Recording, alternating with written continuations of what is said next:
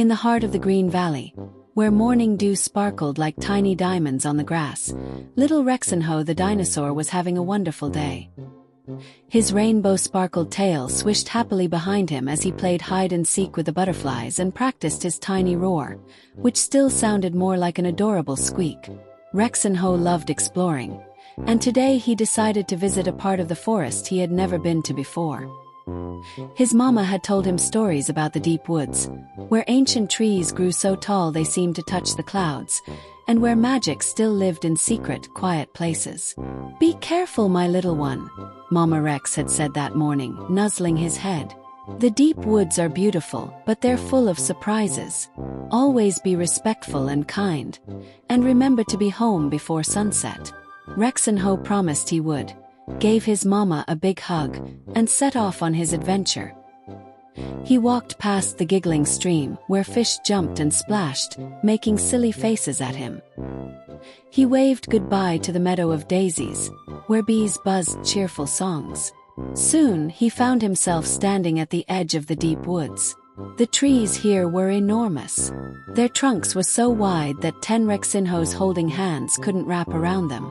Sunlight filtered through the leaves in golden beams, making everything look magical and mysterious.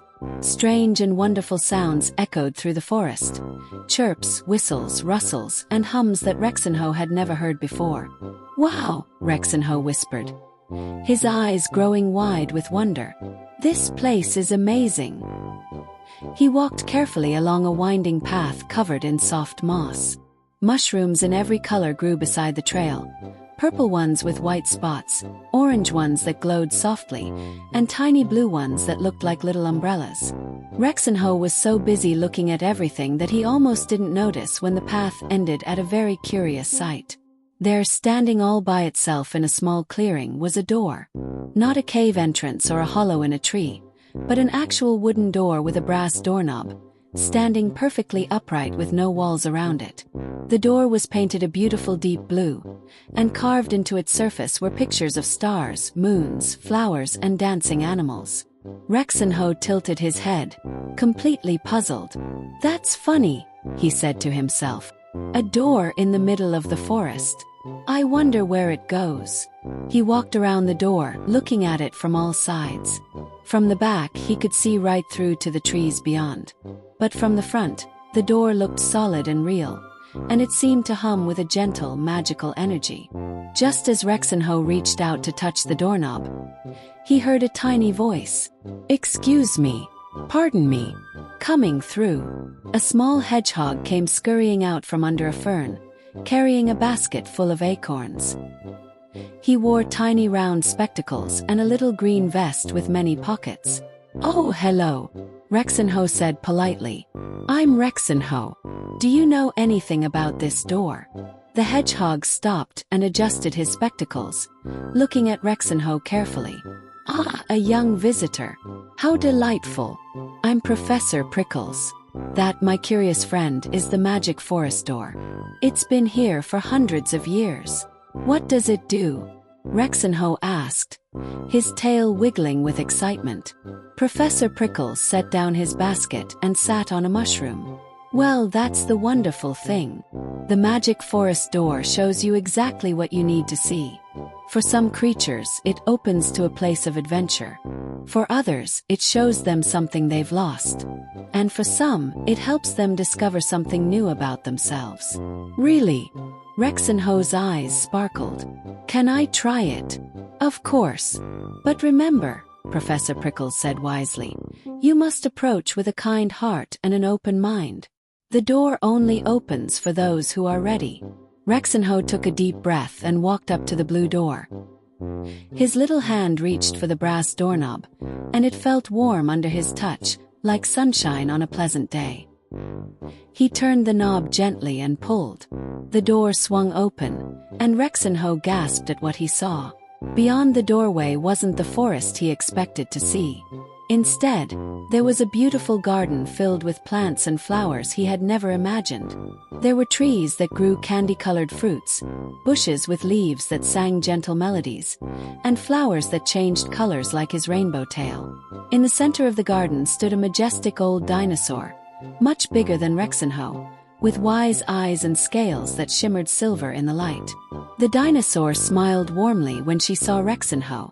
"Hello, little one," she said in a kind, grandmotherly voice. "Welcome to the Garden of Growing. I am Elder Sage, and I've been waiting for a curious young dinosaur like you." "Waiting for me?" Rexinho asked, stepping carefully through the doorway. He looked back and could still see Professor Prickles waving at him from the other side. "Yes," Elder Sage nodded. "The magic door brought you here because you have questions in your heart. Tell me, Rexinho, what do you wonder about?" Rexinho thought for a moment. "Well," he said shyly, "sometimes I feel too small. I want to help everyone and do big things, but I'm just a little dinosaur. Will I ever be big and important?" Elder Sage smiled gently and gestured for Rexinho to follow her through the garden. "Let me show you something special," she said.